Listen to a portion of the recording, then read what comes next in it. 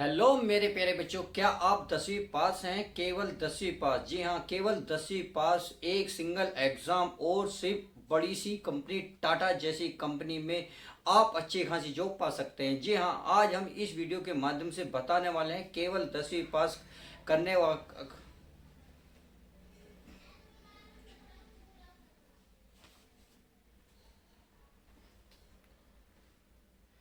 Hello my dear student, क्या प्यारे बच्चों, आप 10वीं पास हैं और टाटा जैसी बड़ी कंपनी में एक अच्छी जॉब करना चाहते हैं जिसमें सैलरी भी बहुत ज़बरदस्त रहने वाली है। तो इस वीडियो के माध्यम से मैं बताने वाला हूं टाटा जैसी बड़ी कंपनी में आप अच्छी खासी सैलरी किस प्रकार पा सकते हैं, किस प्रकार आपका वहाँ सिलेक्शन हो सकता है। तो माय डियर स्टूडेंट, वीडियो को शुरू से लास्ट तक देख लीजिएगा क्योंकि इस वीडियो के माध्यम से बताने वाला सिलेक्शन कैसे तरीके से होगा, एज कितनी सी आप रहेगी, क्वालिफिकेशन क्या मांगी है, फीस कितनी रहनी है, अप्लाई कब डेट हो रही है और हु कैन अप्लाई, यानी कि कौन कौन इसको अप्लाई कर सकता है। तो चलिए इस वीडियो के माध्यम से मैं बताने वाला हूँ। आप केवल 10वीं पास होने चाहिए और टाटा जैसी बड़ी कंपनी में आपका सिलेक्शन आसानी से हो जाएगा। केवल एक सिंगल एग्जाम होगा और सैलरी भी आपकी अच्छी खासी रहेगी। तो चलिए आज हम चलते हैं टाटा मेमोरियल सेंटर रिक्वायरमेंट 2025। तो सिलेक्शन किस प्रकार से होगा? सर, सिलेक्शन की हम पहले बात कर लेते हैं, यानी कि आप सिलेक्शन किस प्रकार इसमें ले सकते हैं। अगर मैं सिलेक्शन प्रोसेस की बात करूं तो देखिए, इसमें पहले आपका रिटन टेस्ट होगा, रिटन एग्जाम होगा, यानी कि आपका लिखित एक एग्जाम होगा, केवल एक, और वो भी एमसीक्यू होएगा। क्लियर? अगर आप इसे क्लियर कर लेते हैं तो उसके बाद आपका स्किल टेस्ट होगा, और स्किल टेस्ट होने पर ही जैसे ही आप इसे क्वालिफाई कर लेते हो तो आपका डीवी होगा। डीवी का मतलब होता है डॉक्यूमेंट्स वेरिफिकेशन। ये भी अगर आपका फाइनल हो गया है तो फिर आपके लास्ट में आपका मेडिकल होगा। बस मेडिकल होते ही आपका ज्वाइनिंग लेटर आपके हाथ में आ जाएगा। तो आपने देखा written exam, skill test, TV और मेडिकल। तो ये था सिलेक्शन प्रोसेस। अब बात आती है इसमें एज कितनी रहने वाली है, यानी कि कौन कौन बच्चे इसको अप्लाई कर सकता है, कितनी एज के अकॉर्डिंग। तो अगर मैं एज की माइग्रेशन बात करूं तो मिनिमम एज तो इसमें 18 रहने वाली है। अगर मैक्सिमम की बात करूं तो 40 साल इसमें रहने वाली है, यानी कि इस साल में के भीतर आप अप्लाई कर सकते हैं। बात आती है इसमें क्वालिफिकेशन की, यानी कि क्वालिफिकेशन यानी कि आपकी योग्यता कितनी होनी चाहिए। देखिए, अगर आप 10th पास हैं तो भी इस फॉर्म को फिल कर सकते हैं। अगर आप 12th पास हैं तो भी इस फॉर्म को फिल कर सकते हैं। अगर आपने ग्रेजुएशन कर रखा है तो भी आप प्यारे बच्चों इस फॉर्म को फिल कर सकते हैं। या फिर किसी प्रकार का आपने डिप्लोमा ले रखा है या आपने किसी प्रकार का मतलब कोई भी कुछ कर रखा हो, मिनिमम का ध्यान रखना, आपको 10वीं पास होना चाहिए। 10वीं से बाद आपने कुछ भी कर रखा हो तो आप देख सकते हैं 18 से 40 साल के बीच में एज होनी चाहिए, तो आप फॉर्म को फिल कर सकते हो। उम्मीद है ये भी समझ में आ गया होगा। तो चलिए अब बात आती है इसमें फीस की, यानी कि इसमें फीस कितनी लगने वाली है। तो चलिए फीस को भी जान लेते हैं। इसमें फीस ज़्यादा नहीं लगेगी। फीस देखिए, इसमें अभी फीस जो है, इसमें जनरल वालों की अगर मैं बात करूं और ओबीसी वालों की बात करूं तो इसमें आपकी 300 रुपये चार्ज लगेगी, जनरल ओबीसी वाले। बाकी जो बचे जैसे एसटी, एससी और एसटी और पीडब्ल्यूडी, तो उनके लिए कोई भी चार्ज नहीं लगेगा, उनके लिए 0 रुपये होने वाला है। उम्मीद है ये भी अच्छे से समझ में आ गया होगा। चलिए अब ये तो समझ में आ गया। अब बात आती है अप्लाई डेट। देखिए ऑलरेडी चालू हो चुके हैं। अगर मैं इसकी लास्ट डेट की बात करूं तो इसकी लास्ट डेट है आपकी 20 जुलाई। क्या? 20 जुलाई। तो 20 जुलाई को ये अप्लाई लास्ट डेट हो जाएगी। तो प्लीज जल्दी भर दीजिएगा क्योंकि अभी वक्त है।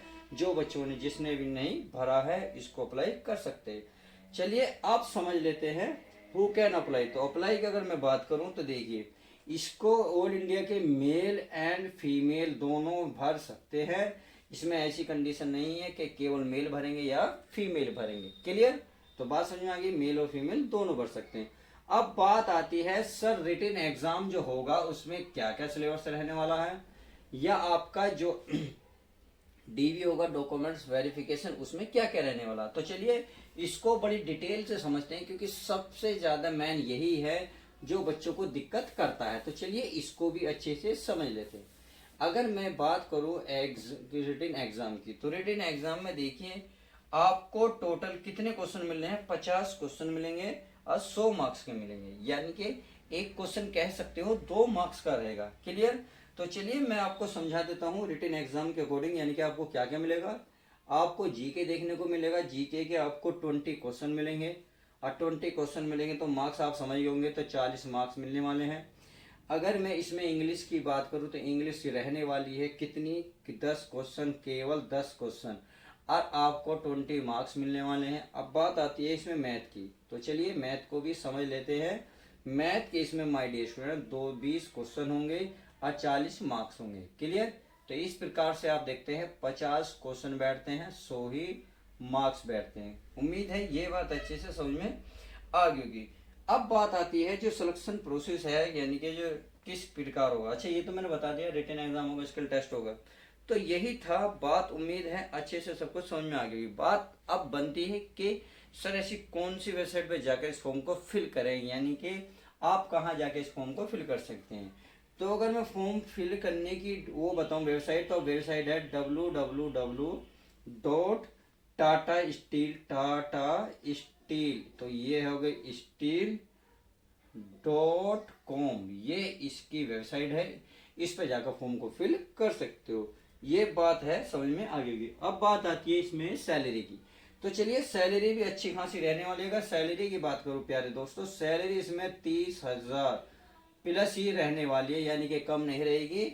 ये आपके डिपेंड करेगा आपकी मेहनत पर कि ये सैलरी ऊपर ही जाएगी। उम्मीद है सब कुछ समझ में आ गया होगा। अब लास्ट एक पॉइंट बचता है कि इम्पोर्टेंट डॉक्यूमेंट्स क्या क्या लगेंगे। चलिए इम्पोर्टेंट डॉक्यूमेंट्स की बात कर लेता हूँ।